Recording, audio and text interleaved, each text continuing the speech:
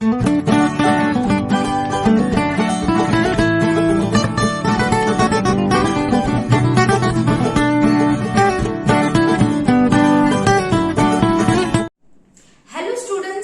Back to the channel of Chemology crackers. मैं हूं Aishwarya ma'am और मैं आप सब लोगों का वेलकम करती हूं अगेन इस चैनल में, जहां आप इंटरेस्टिंग कंसेप्ट सीखते हैं विद ट्रिक्स एंड स्टोरीज।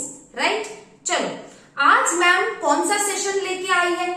आज जो है हम लोग अपना breathing and exchange of gases का जो हमारा सबसे इंपॉर्टेंट पोर्शन है that is oxygen haemoglobin curve, उसको हम आज देखने वाले हैं।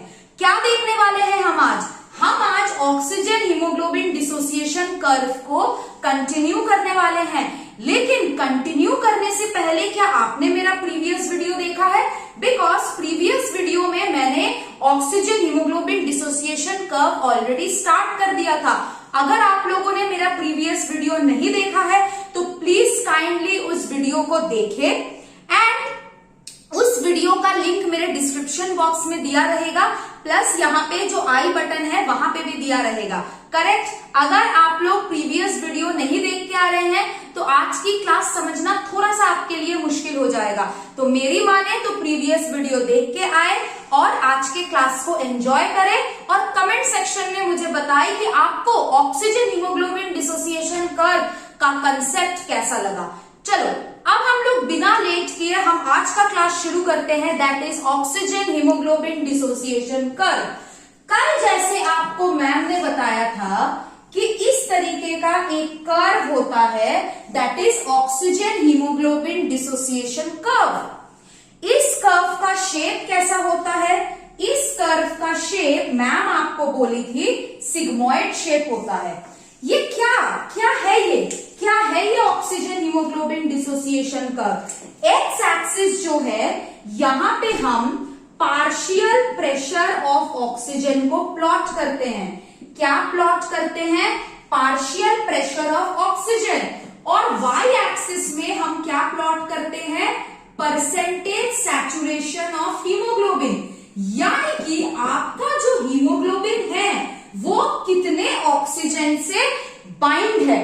आज हम लोग इसको और अच्छे से समझने वाले हैं, तो चलिए शुरू करें। कल याद है तुम लोगों को मैंने हीमोग्लोबिन और ऑक्सीजन की अनोखी प्रेम कहानी के बारे में मैंने सुनाया था कि किस तरीके से ऑक्सीजन जो है ना, किस तरीके से ऑक्सीजन जो है आपका हीमोग्लोबिन के साथ बाइंड करता है जब उसको अच्छा लगता है, फिर हीमोग्लोबिन को छोड़ भी देता है जब उसको फ्रीडम की जरूरत होती है। करेक्ट? अब मैं आपसे बात करूंगी कि आज का जो क्लास है, मैंने आपको कल क्या बोला था कि आगे आप देखते रहिए क्या हीमोग्लोबिन सदमे से बाहर आ पाएगा कि नहीं। अब कौन से सदमे से ये बाहर आ पाएगा आज आप लोग इस क्लास में समझिएगा। देखिए, पहले तो क्लास में मैंने कल क्या बोला था कि हीमोग्लोबिन के पास जब 4 ऑक्सीजन मॉलिक्यूल्स रहते हैं, जब हीमोग्लोबिन के आयरन के पास चारों 4 आयरन मॉलिक्यूल आपके ऑक्सीजन के साथ बाइंड होते हैं, देन हम लोग बोलते हैं कि haemoglobin is 95% saturated. 95% saturated haemoglobin कब होता है? At a partial pressure of 104 millimetre Hg। At a partial pressure of 104 millimetre Hg of oxygen आपका हीमोग्लोबिन 95% सैचुरेटेड रहता है, यानी कि हीमोग्लोबिन के जो 4 आयरन मॉलिक्यूल्स हैं, चारों के चारों आयरन मॉलिक्यूल्स आपके ऑक्सीजन के साथ जुड़े हुए रहते हैं। ऐसा कंडीशन कब देख पाते हैं? ऐसा कंडीशन हम एल्वियोली ऑफ लंग्स में देख पाते हैं, है ना। ऐसा कंडीशन कहां देख पाते हैं? एल्वियोली ऑफ लंग्स में। नेक्स्ट मैंने आपको क्या बोला था कि 104 मिलीमीटर Hg तो हो गया, लेकिन 75% आपका हीमोग्लोबिन कब सैचुरेटेड रहता है? At a pressure of 60 millimetre Hg 75% saturated. इसका मतलब क्या है 75 सैचुरेशन का मतलब? हीमोग्लोबिन के जो आयरन मॉलिक्यूल्स है, सिर्फ 3 आयरन मॉलिक्यूल्स ऑक्सीजन के साथ बाइंड है और एक खाली है। करेक्ट। नेक्स्ट हमने देखा था 50% सैचुरेशन। 50% सैचुरेशन कब होता है? At a pressure of 25 millimetre Hg, at a partial pressure of 25 millimetre Hg, haemoglobin is 50% saturated. मतलब केवल और केवल हीमोग्लोबिन के साथ 2 आयरन मॉलिक्यूल ऑक्सीजन के साथ बाइंड है। नेक्स्ट क्या पढ़ा था हमने? Haemoglobin is 25% saturated at a pressure of 10 to 15 millimeter Hg. At this time, the hemoglobin is 25% saturated. मतलब हीमोग्लोबिन का केवल एक ही आयरन मॉलिक्यूल ऑक्सीजन के साथ बाइंड होता है। इससे नीचे आपका परसेंटेज सैचुरेशन नहीं जाता है। इसके नीचे अगर आपका परसेंटेज सैचुरेशन चला गया, अगर इसके नीचे आपका परसेंटेज सैचुरेशन चला गया, भाई लंग्स कोलैप्स कर जाएगा, बॉडी में कोई ऑक्सीजन ही नहीं है, तो इसके बाद आपका कुछ नहीं जाता है। तो इसका मतलब क्या हुआ? 95 सैचुरेशन का मतलब क्या है? 4 आयरन मॉलिक्यूल्स के साथ 4 ऑक्सीजन बाइंड है। 75 सैचुरेशन मतलब 3 आयरन मॉलिक्यूल्स के साथ 3 ऑक्सीजन बाइंड है और एक आयरन आपका खाली है। एक आयरन मॉलिक्यूल आपका खाली है। 50% का मतलब क्या है? 2 Fe मॉलिक्यूल है, 2 ऑक्सीजन जो है वो क्या है? जुड़े हुए हैं और 2 खाली है। 25% मतलब क्या है? एक आयरन मॉलिक्यूल एक ऑक्सीजन के साथ जुड़ा हुआ है और आपका 3 खाली है ना? यही समझ में आता है कि 3 खाली है। अब इसको हम कैसे पोर्ट्रे करेंगे? इसको हम कैसे पोर्ट्रे करेंगे? ये जो एरिया आपका खाली है, ये जो खाली है आपका, ये जो यहाँ पे 2 खाली है हीमोग्लोबिन, ये जो 3 खाली है, हीमोग्लोबिन को तो ऑक्सीजन छोड़ के चला गया, लेकिन ये तीनों के साथ अब कौन बाइंड करेगा? ये तीनों के साथ अब कार्बन डाइऑक्साइड बाइंड करके लंग्स के पास चला जाता है। क्या होता है? आप इस केस में देखो, इस केस में तो कार्बन डाइऑक्साइड नहीं बाइंड कर सकता है, लेकिन इस केस में जहां पे आपका 3 ऑक्सीजन मॉलिक्यूल्स आपके हीमोग्लोबिन के साथ बाइंड है, इस जगह पे आपका खाली है, इस जगह पे आपका कार्बन डाइऑक्साइड बाइंड करके लंग्स में चला जाएगा। और जब कार्बन डाइऑक्साइड लंग्स में चला जाएगा, ऑक्सीजन रिपीटेडली फिर से यहां पे ज्वाइन हो जाएगा। ठीक है? इन दो को देखिए, ये दोनों ने अपना ऑक्सीजन दे दिया, इन दोनों ऑक्सीजन देने के बाद यहाँ पे कार्बन डाइऑक्साइड जुड़ जाएगा, ये लंग्स में चला जाएगा, फिर लंग्स में ऑक्सीजन ज्वाइन हो जाएगा कार्बन डाइऑक्साइड में जाने के बाद। इस केस में क्या होगा? जब वो तीनों का तीनों ऑक्सीजन मॉलिक्यूल दे दिया, वो फिर से लंग्स में जाएगा कार्बन डाइऑक्साइड को लेके वो क्या करेगा? लंग्स में जाएगा और कार्बन डाइऑक्साइड जैसे ही चला जाएगा, ऑक्सीजन फिर से ज्वाइन करेगा। यही केस है। क्या केस हुआ कि ऑक्सीजन, जैसे हीमोग्लोबिन अपने ऑक्सीजन को दे दिया, हीमोग्लोबिन ने ऑक्सीजन को सैक्रिफाइस किया, तो हीमोग्लोबिन का गम दूर करने के लिए कौन आया? उसके साथ जुड़ने कार्बन डाइऑक्साइड। फिर कार्बन डाइऑक्साइड आपके लंग्स से बाहर चला गया और लंग्स में फिर से आपका ऑक्सीजन जुड़ गया। ठीक है? यही चीज यहाँ पे होता है। जब आपका 95% सैचुरेशन रहता है, इसका मतलब क्या है कि ये अभी एल्वियोली में है। जब आपका 75% सैचुरेशन रहता है, मतलब आप रेस्ट पे हो। जब आपका 50% सैचुरेशन होता है, मतलब आप माइल्ड एक्सरसाइज कर रहे हो। जब आपका 25% सैचुरेशन रहता है, तब आप स्ट्रेनस एक्सरसाइज कर रहे होते हो बेटा। तो क्या हुआ, जैसे जैसे हीमोग्लोबिन अपना ऑक्सीजन देता है उस जगह में कार्बन डाइऑक्साइड जुड़ के लंग्स में चला जाता है, फिर लंग्स से वापस से ऑक्सीजन बाइंड होके आपके ब्लड में चला जा रहा है। ये चारों डिफरेंट कंडीशन है। एट रेस्ट, जब आप रेस्ट पे हो, आप कोई भी काम नहीं कर रहे हो, तब क्या होता है, तब हीमोग्लोबिन के साथ 3 ऑक्सीजन ऑलरेडी है, लेकिन एक ऑक्सीजन जो वो दे दिया है उसकी कमी पूरी करने के लिए उधर कार्बन डाइऑक्साइड बाइंड कर जाता है। वो कार्बन डाइऑक्साइड को लंग्स में छोड़ आता है और लंग्स में छोड़ने के बाद दोबारा से उस खाली जगह पे आपका ऑक्सीजन आ जाता है, फिर आपका ऑक्सीजन ब्लड में चल जाता है। ये तीनों केसेस के लिए ऐसा होता है। तो हमने क्या देखा, 95% जब सैचुरेटेड है तब चारों का चारों हीमोग्लोबिन आपका फिल्ड है। जब आपका 75% जब सैचुरेशन रहता है तब 3 हीमोग्लोबिन फिल्ड है और एक खाली है। जब 50% सैचुरेशन होता है तब 2 हीमोग्लोबिन फिल्ड है और 2 खाली है। तो 25% में क्या होगा, 25% में तुम्हारे 4 जो आयरन मॉलिक्यूल्स रहेंगे हीमोग्लोबिन में, उसमें केवल ही केवल एक आयरन मॉलिक्यूल तुम्हारा बंधा हुआ रहेगा ऑक्सीजन के साथ, बाकी 3 मॉलिक्यूल खाली रहेगा। तो बाकी 3 मॉलिक्यूल क्या करेगा, बाकी 3 मॉलिक्यूल कार्बन डाइऑक्साइड के साथ जुड़ के लंग्स तक चला जाएगा। लंग्स में कार्बन डाइऑक्साइड रिलीज होने के बाद क्या होगा, फिर से ऑक्सीजन जुड़ के इसके साथ चला जाएगा।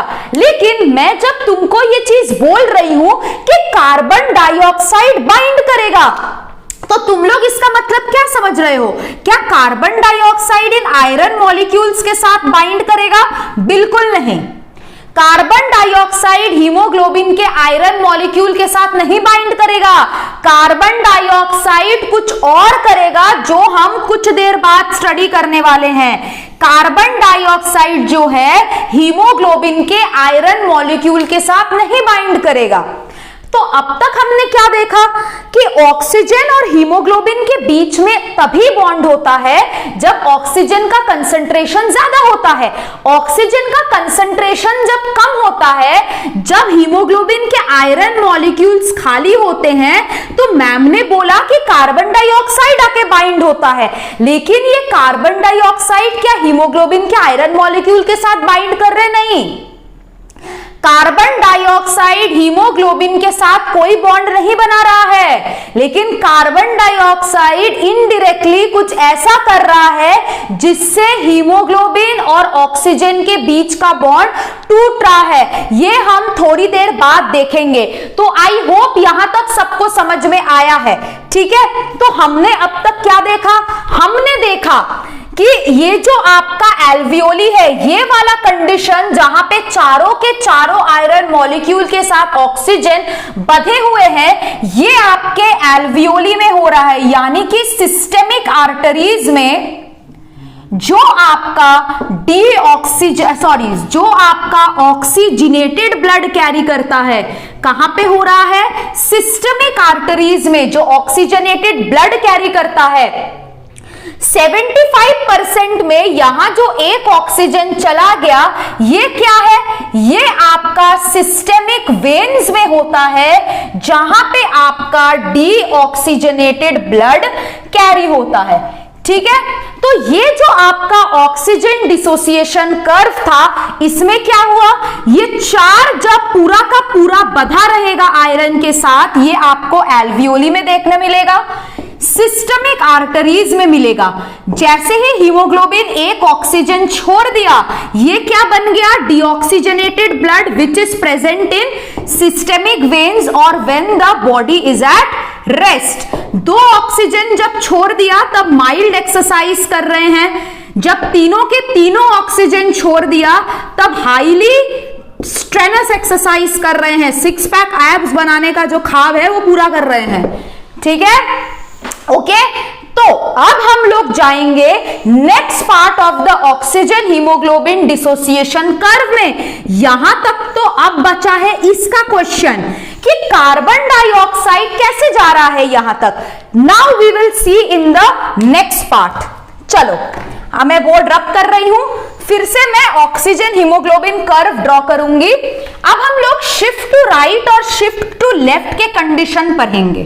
What is shift to right and what is shift to left. उसके बाद हम लोग स्टडी करेंगे कि किस तरीके से आपका carbon dioxide haemoglobin and oxygen के बॉन्ड को तोड़ता है। ऑक्सीजन तो वैसे भी छोड़ना चाहता था, लेकिन कार्बन डाइऑक्साइड क्या किया। कार्बन डाइऑक्साइड वो होता है ना आग में और आग जलाना, वो वाला काम किया। चलो देख लेते हैं। ये तुम्हारा ऑक्सीजन हीमोग्लोबिन कर्व है। अब मैं इसको ज्यादा वो डिटेल में नहीं बना रही हूं। ये तुम्हारा सिग्मॉइड शेप कर्व है। अब ये कर्व जब नीचे की तरफ आता है, मैंने क्या बोला था, कर्व जब नीचे की तरफ आ रहा है इसका मतलब है हीमोग्लोबिन और ऑक्सीजन का डिसोसिएशन हो रहा है। क्योंकि कर्व का निचली हिस्सा, कर्व जैसे जैसे नीचे आ रहा है, निचली हिस्सा क्या प्रूफ कर रहा है, क्या प्रूफ कर रहा है निचली हिस्सा। निचली हिस्सा ये प्रूफ कर रहा है कि हीमोग्लोबिन से ऑक्सीजन निकल रहा है। तो ये क्या है आपका शिफ्ट टू राइट। ये ऊपर वाला कर्व क्या है, शिफ्ट टू लेफ्ट, मतलब ऑक्सीजन के साथ जो है आपका हीमोग्लोबिन का एसोसिएशन हो रहा है। चलो देख लेते हैं। अब शिफ्ट टू राइट, पहले हम लोग lower part of the curve को देखते हैं। लोअर पार्ट ऑफ कर्व आपका क्या बोल रहा है, लोअर पार्ट ऑफ कर्व का मतलब है shift to right. Shift to right का मतलब क्या है, हीमोग्लोबिन एंड ऑक्सीजन का ब्रेकअप, मतलब dissociation of HB and O2। ठीक है, हीमोग्लोबिन एंड ऑक्सीजन का डिसोसिएशन। हीमोग्लोबिन एंड ऑक्सीजन का डिसोसिएशन कौन से पार्ट में हो सकता है। नंबर 1, जब पार्शियल प्रेशर ऑफ ऑक्सीजन आपका कम रहेगा, तब हीमोग्लोबिन जो है आपके ऑक्सीजन के साथ नहीं बाइंड करेगा, दोनों के बीच में रिपल्शन, दोनों के बीच में कोई अट्रैक्शन नहीं रहेगा। नेक्स्ट क्या होगा, partial pressure of carbon dioxide ज्यादा। अगर कार्बन डाइऑक्साइड का पार्शियल प्रेशर ज्यादा है, मैंने क्या बोला था, हीमोग्लोबिन और ऑक्सीजन नहीं बाइंड करेगा। इस समय पे हीमोग्लोबिन जो है इनडायरेक्टली तुम्हारा कार्बन डाइऑक्साइड ट्रांसपोर्ट कराएगा। और जब कार्बन डाइऑक्साइड का पार्शियल प्रेशर बढ़ने के कारण O2 ट्रांसपोर्ट नहीं होता है, इसको हम बोलते हैं बोर इफेक्ट।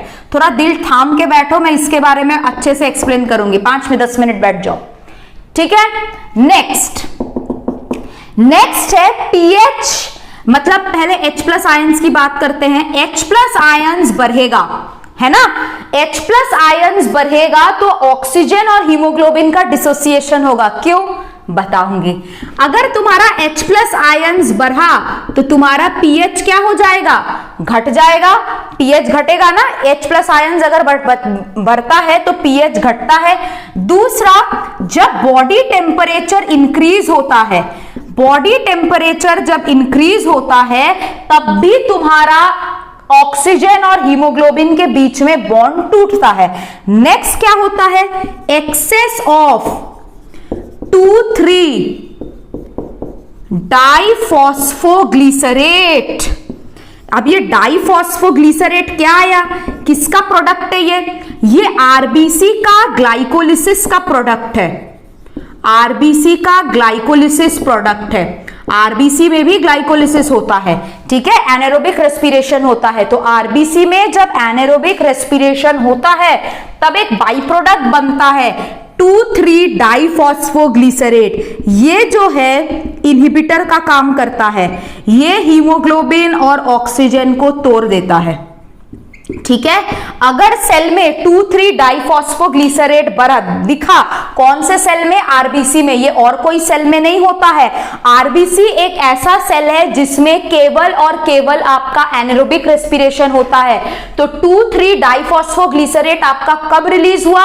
जब आपके आरबीसी में एनारोबिक रेस्पिरेशन हुआ। आरबीसी में एनारोबिक रेस्पिरेशन के चलते ये जो कंपाउंड बना, इस कंपाउंड के वजह से हीमोग्लोबिन और ऑक्सीजन के बीच का बॉन्ड जो है वो टूट गया। ठीक है, अब ये तो हो गया, ये तो आई होप सबको समझ में आ गया है अच्छे से। अब हम लोग पढ़ेंगे कि ये तो हमने किसके कंडीशन पढ़े? हम कंडीशंस पढ़े दोनों के बीच के विच्छेद का, दोनों के बीच के दूरिया का। अब हम पढ़ेंगे राइट पार्ट ऑफ द, मतलब ऊपर वाला part of the curve, upper part of the curve, shift to left. ठीक है, अब हम देखेंगे शिफ्ट टू लेफ्ट के कंडीशंस क्या है।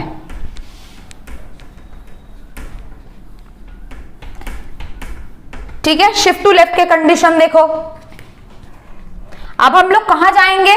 अब हम लोग जाएंगे upper part of the curve में, यानी कि shift to left. Shift to left मतलब क्या है? एसोसिएशन ऑफ, है ना, association of haemoglobin and oxygen.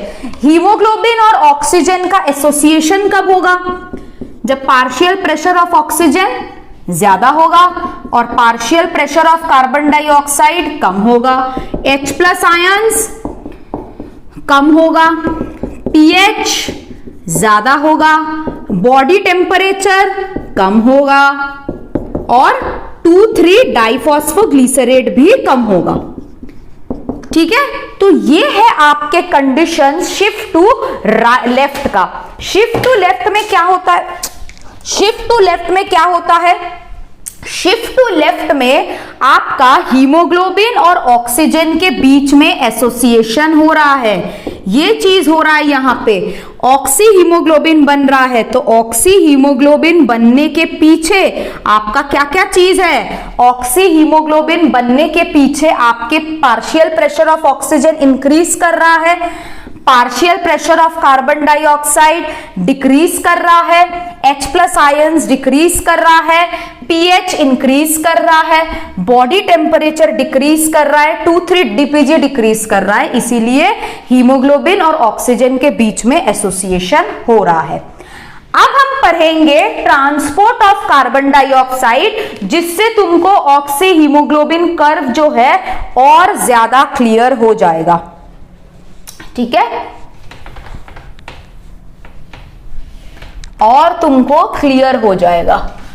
ठीक है, चलो अब हम लोग ट्रांसपोर्ट ऑफ कार्बन डाइऑक्साइड पढ़ रहे हैं, उसके बाद मैं दोबारा तुमको बताऊंगी कैसे रिलेटेड है, डोंट वरी। ठीक है, चलो अब हम लोग क्या पढ़ेंगे? ट्रांसपोर्ट ऑफ ऑक्सीजन तो हम पढ़ लिए हैं। अब हम लोग पढ़ेंगे कार्बन डाइऑक्साइड का ट्रांसपोर्ट कैसे होता है। कार्बन डाइऑक्साइड जो है ये प्लाज्मा में बहुत ज्यादा सल्यूबल है। कार्बन डाइऑक्साइड जो है ये प्लाज्मा में बहुत ज्यादा सल्यूबल होता है। तो कार्बन डाइऑक्साइड जो है about 7% of carbon dioxide is transported in plasma. ठीक है, ऑक्सीजन 3% हुआ था, लेकिन about 7% of CO2 is transported in plasma। ठीक है, कितना? 7% ऑफ CO2 प्लाज्मा में ट्रांसपोर्ट हो रहा है। ठीक है, क्योंकि इसका जो सल्यूबिलिटी है, सल्यूबिलिटी ऑफ CO2, ठीक है, solubility of CO2 is 20 to 25 times higher than oxygen. Oxygen से 20 to 25 टाइम्स आपका कार्बन डाइऑक्साइड का सल्यूबिलिटी प्लाज्मा में ज्यादा होता है, जिसके वजह से आपका 7% ऑफ कार्बन डाइऑक्साइड ट्रांसपोर्ट हो रहा है। ठीक है, चलो अब हम लोग पढ़ेंगे जो हमारा नेक्स्ट टॉपिक है, as bicarbonate ions in plasma. ये इंपॉर्टेंट है, इससे आपको सब समझ में आ जाएगा। As bicarbonate sorry as bicarbonate ions in plasma. ऐसे कितने कार्बन डाइऑक्साइड जाते हैं? About 70% of CO2 is transported as bicarbonate ions. ये क्या चीज है? चलो देखते हैं। देखो मैंने तो तुमको बोला है कार्बन डाइऑक्साइड हीमोग्लोबिन के साथ डायरेक्टली तो बाइंड नहीं करेगा। क्या होता है जब मैं बात कर रही हूं ब्लड से टिश्यू का, ठीक है, हम अभी इसकी बात करेंगे। कार्बन डाइऑक्साइड उल्टा जाता है ना, टिश्यू में कार्बन डाइऑक्साइड प्रोड्यूस होता है ज्यादा और ब्लड में कार्बन डाइऑक्साइड रहता है कम, तो ये यहां से यहां जाता है। ऑक्सीजन ब्लड में रहता है ज्यादा, टिश्यू में रहता है कम, तो ब्लड से ऑक्सीजन टिश्यू में जाता है। अब ये जो हो रहा है ये कैसे हो रहा है? हमें पता है कि हमारे पास ब्लड में एक आरबीसी है, इसको एक आरबीसी मान के चलते हैं। This is RBC. हमारे ब्लड में एक आरबीसी है, इस आरबीसी में हीमोग्लोबिन है और हीमोग्लोबिन जो है मान लो इस तरीके से है, पूरी तरीके से तुम्हारा ऑक्सीजन लेके आ रहा है, ठीक है, ऑक्सीजन लेके आ रहा है पूरी तरीके से तुम्हारा आरबीसी हीमोग्लोबिन के साथ। अब जैसे ही तुम्हारा ये आरबीसी टिश्यू में आएगा तो क्या होगा? मैंने क्या बोला है? आरबीसी जब ऑक्सीजन लेके टिश्यू में आता है, मान लो एक ऑक्सीजन निकल गया, एक ऑक्सीजन तुम्हारा निकल गया और ये खाली रहा, एक ऑक्सीजन तुम्हारा निकल गया। अब ये कार्बन डाइऑक्साइड क्या करेगा? ये कार्बन डाइऑक्साइड आरबीसी के अंदर जाएगा। ये कार्बन डाइऑक्साइड क्या करेगा? ये आरबीसी के अंदर जाएगा, लेकिन आरबीसी में जाके ये यहां पे एक आयरन था, यहां पे एक आयरन है जिसके पास ऑक्सीजन था, ठीक है, लेकिन ये कार्बन डाइऑक्साइड आयरन के पास नहीं जाएगा। ये कार्बन डाइऑक्साइड क्या करेगा? ये कार्बन डाइऑक्साइड आरबीसी में जाके वाटर के साथ रिएक्ट करेगा। ये जो वाटर है ये कहां से मिल रहा है? Carbon dioxide reacts with water of RBC. RBC में जो पानी है कार्बन डाइऑक्साइड उसके साथ जाके रिएक्ट कर रहा है। कार्बन डाइऑक्साइड वाटर के साथ रिएक्ट किया और क्या मिला? क्या मिला? हमें मिला H2CO3। लेकिन ये H2CO3 जो है ये बड़ा अनस्टेबल होता है, ये बड़ा अनस्टेबल होता है। ये फिर किसमें टूट जाता है? H प्लस और HCO3 माइनस आयंस में। अब अच्छे से सुनना, H प्लस और HCO3 माइनस आयंस में टूट जाता है। ऑक्सीजन अब भूल जाओ। अब ऑक्सीजन जैसे ही एक मॉलिक्यूल बाहर चला गया, कार्बन डाइऑक्साइड आरबीसी के अंदर आया, लेकिन वो डायरेक्टली आयरन के साथ नहीं बाइंड किया। उसने क्या किया? उसने आरबीसी के वाटर के साथ रिएक्शन किया, H2CO3 बनाया और यहां से तुमको H प्लस और HCO3 माइनस आयंस मिला। अब क्या तुमको याद है जब मैंने तुमको बोला था अभी कुछ देर पहले कि हीमोग्लोबिन और ऑक्सीजन का जब डिसोसिएशन होता है तब H प्लस आयंस का कंसंट्रेशन ज्यादा होता है? बताया था ना मैंने कि Hb और O2 का डिसोसिएशन जब होता है, जब कर्व शिफ्ट टू राइट हुक शिफ्ट करता है, तब हीमोग्लोबिन एंड ऑक्सीजन के बीच में डिसोसिएशन होता है। वहां पे H प्लस आयन ज्यादा रहता है। H प्लस आयन ज्यादा कैसे हुआ? ये जब कार्बन डाइऑक्साइड आरबीसी के अंदर आया, H प्लस आयन उसने इंक्रीज किया। अच्छे से सुनना, कार्बन डाइऑक्साइड आरबीसी के अंदर आया, आके H प्लस आयंस रिलीज किया।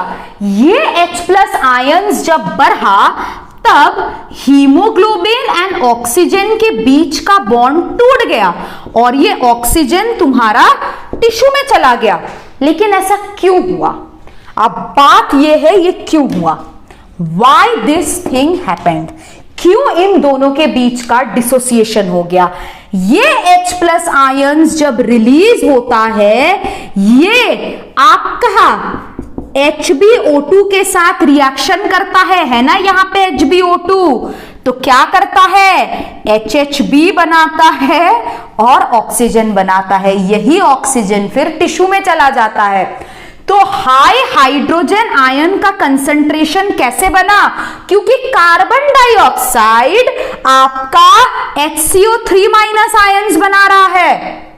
ये HCO3- आयन्स बनने के चलते आपका यहां पे H+ आयन्स इंक्रीज हुआ। अब ये H+ आयन्स जब इंक्रीज हुआ, ये रीजन है HbO2 का डिसोसिएशन का। क्यों, क्योंकि ये H+ आके HbO2 के साथ रिएक्ट किया, जहां से तुम्हारा O2 तो निकल गया और HHB बन गया, ये HHB बन गया, इसीलिए ऑक्सीजन तुम्हारा टिश्यू में चला गया। तो जब मैंने अभी कुछ देर पहले ये चीज बोला था कि haemoglobin when it is 75% saturated, ये जो गैप है ये कार्बन डाइऑक्साइड फिल करके लंग्स में चला जाता है। क्यों बोला था, अभी समझ में आया, क्योंकि कार्बन डाइऑक्साइड ये वाला गैप कैसे फिल कर रहा है, बाय फॉर्मिंग बाइकार्बोनेट आयंस, और इससे जो H+ निकल रहा है, ये H+ आपका HbO2 के साथ बाइंड कर रहा है, जो HHB बना रहा है। समझ में आया, यही चीज यहां पे हो रहा है और इसी चीज को हम बोर इफेक्ट बोलते हैं। इसी चीज को बोर इफेक्ट बोलते हैं। अब इसको आगे देखते हैं, इसको एक बार अच्छे से देखो तुम लोग, है ना, फिर इसको मैं दोबारा भी पढ़ाऊंगी और अच्छे से और डायग्रामेटिकली अच्छे से, ठीक है। यहां तक सबको आया समझ में। अब इसको मैं और अच्छे से पढ़ा दूं तो कैसा लगेगा, देखो, सोचो कितना कुछ हो रहा है कार्बन डाइऑक्साइड ऑक्सीजन के ट्रांसपोर्ट में। अब तुमको समझ में आया कि वो जो शिफ्ट टू राइट हुआ था ऑक्सीजन हीमोग्लोबिन कर्व, किसके वजह से हुआ था, H+ आयंस कहां से आया था, यहां से आया था। दोबारा अब करते हैं, है ना, ये तुम्हारा टिश्यू है, ठीक है, ये तुम्हारा टिश्यू है, ये तुम्हारा ब्लड है। इस ब्लड से ऑक्सीजन इधर जा रहा है, कार्बन डाइऑक्साइड इधर आ रहा है। कैसे, इसके पीछे का रीजन है कि कार्बन डाइऑक्साइड जो है ये तुम्हारे आरबीसी के अंदर जा रहा है, आरबीसी के अंदर जाके ये तुम्हारा मिक्स कर रहा है वाटर से, जिससे बाइकार्बोनेट आयंस और H+ आयन मिल रहा है। अब ये H+ आयंस जब आरबीसी के अंदर इंक्रीज हो रहे हैं, तब क्या हो रहा है, ये H+ आयंस HbO2 के साथ रिएक्शन कर रहा है, फिर HHB बन रहा है और O2 बन रहा है। यही O2 तुम्हारा फिर टिश्यू में जा रहा है, ये चीज हो रहा है, ठीक है। इसीलिए इस तरफ कर्व जो है तुम्हारा राइट में शिफ्ट हो रहा है और इसी चीज को हम बोर इफेक्ट बोलते हैं। तो बोर इफेक्ट क्या होता है, shifting of hydrogen oxygen dissociation curve towards right. इससे इस बोर इफेक्ट से नुकसान तो नहीं हो रहा है, बट इस बोर इफेक्ट से तुम्हारा O2 जो है टिश्यू में जा रहा है। और नंबर 2 क्या हो रहा है, ऑक्सीजनेशन बढ़ रहा है। कहां पे, लंग्स में। ऐसा क्यों बोला, oxygenation of blood in lungs increases, ऐसा क्यों बोला, सेकेंड पॉइंट क्यों बोला, अच्छे से देखो, यहां पे ऑक्सीजन तुम्हारा रिलीज हुआ। अब ये जो आरबीसी है ये कार्बन डाइऑक्साइड लेके लंग्स में जाएगा, है ना, ये जो ऑक्सीजन रिलीज हुआ आरबीसी में, कार्बन डाइऑक्साइड लंग्स में जाएगा, लंग्स में जाके कार्बन डाइऑक्साइड तो बाहर चला जाएगा, लेकिन फिर इस आरबीसी के साथ कौन आएगा, ऑक्सीजन आएगा। तो बोर इफेक्ट जो है, कार्बन डाइऑक्साइड जो है ये क्या कर रहा है, ये तुम्हारे लंग्स में ऑक्सीजनेशन को बढ़ा रहा है। क्यों, क्योंकि ऑक्सीजन अगर टिश्यू में रिलीज होगा तो वहां से ऑक्सीजन फिर आएगा लंग्स से। समझ में आया, ये था इसका कंसेप्ट, ठीक है। इसको एक बार अच्छे से देखो, शिफ्ट टू लेफ्ट में एसोसिएशन होता है। अब देखो ये जो चीज है तुम्हारा, फिर से जो ये चीज हो रहा है, ये तुम्हारा शिफ्ट टू लेफ्ट का कारण है। कैसे, कैसे शिफ्ट टू लेफ्ट का कारण है? देखो, तुम्हारा कार्बन डाइऑक्साइड लंग्स में जब गया तब तुम्हारा हीमोग्लोबिन किसके साथ बॉन्ड बना रहा है? हीमोग्लोबिन फिर ऑक्सीजन के साथ बॉन्ड बना रहा है। ऐसा क्यों होता है? कार्बन डाइऑक्साइड जैसे ही रिलीज हो गया, कार्बन डाइऑक्साइड जैसे ही रिलीज हो गया, H+ आयंस घट गया, मतलब HHB जो है H+ निकल गया और HbO2 बना लिया, क्योंकि कार्बन डाइऑक्साइड नहीं है। अगर कार्बन डाइऑक्साइड नहीं है तो H+ आयंस कहां से होगा? अभी समझ में आ जाएगा। चलो, इसको मैं रब कर रही हूं बोर्ड को, ठीक है, बोर्ड को मैं रब कर रही हूं। अब अच्छे से इसको देखो, फिर इसको हम बड़े पर्दे में करेंगे। चलो, इसको अच्छे से देखो। अब देखो, अब तक तो तुमने देखा कि टिश्यू से ब्लड में कैसे कार्बन डाइऑक्साइड गया, अब ब्लड से एल्वियोली में कैसे जाएगा? ब्लड में तुम्हारा क्या है? ब्लड में तुमने बाइकार्बोनेट आयन फॉर्म किया था ना, ब्लड में तुमने बाइकार्बोनेट आयन फॉर्म किया था, लेकिन एल्वियोली को तो कार्बन डाइऑक्साइड चाहिए, क्योंकि कार्बन डाइऑक्साइड तुम्हारा बॉडी के बाहर जाएगा। बाइकार्बोनेट आयन क्या होगा? अब हम लोग पढ़ने वाले हैं क्लोराइड शिफ्ट या फिर हैमबर्गर्स फेनोमेना। क्या पढ़ेंगे? क्लोराइड शिफ्ट या फिर हैमबर्गर्स फेनोमेना। इसका मतलब क्या है क्लोराइड शिफ्ट और हैमबर्गर्स फेनोमेना का? देखो, ब्लड में तुम्हारा बाइकार्बोनेट आयन का फॉर्मेशन हुआ था।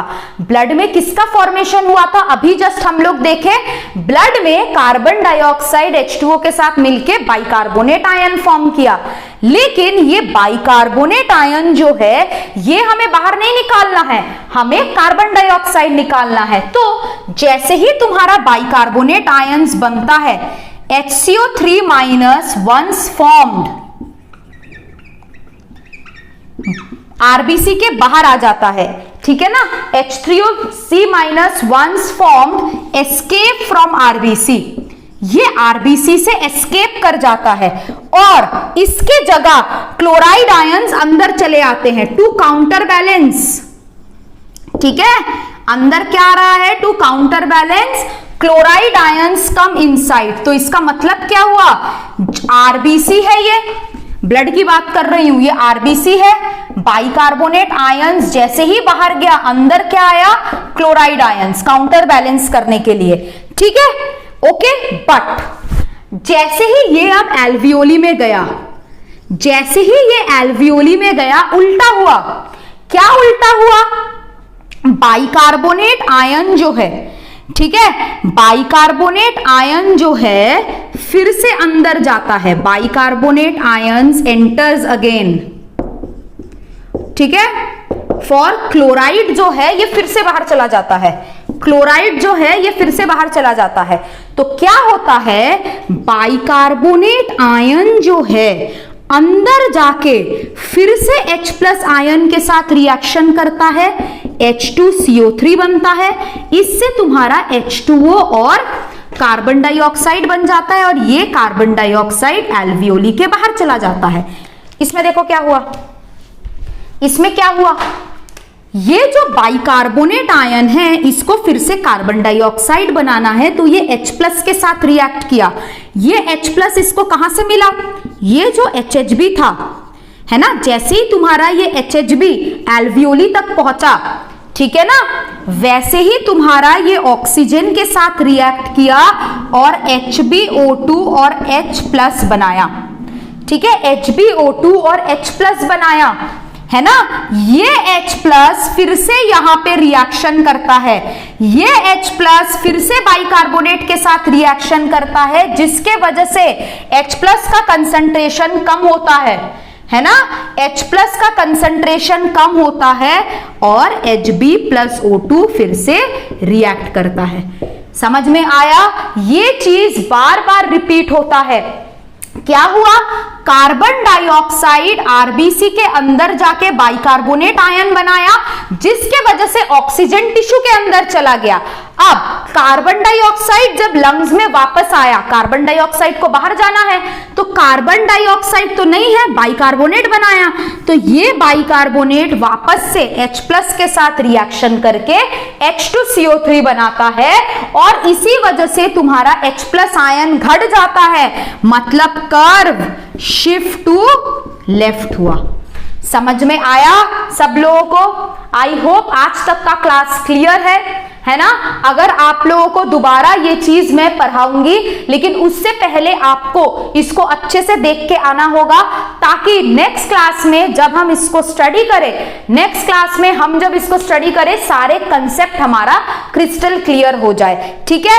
अगर आपको ये वीडियो अच्छा लगता है तो प्लीज सब्सक्राइब करें, शेयर करें एंड लाइक करें। Okay, bye bye, happy learning. Next class में प्लीज इसको पढ़ के आना, मैं इसका बिगर वर्जन डायग्राम में आपको समझा दूंगी। ठीक है, चलो बाय बाय।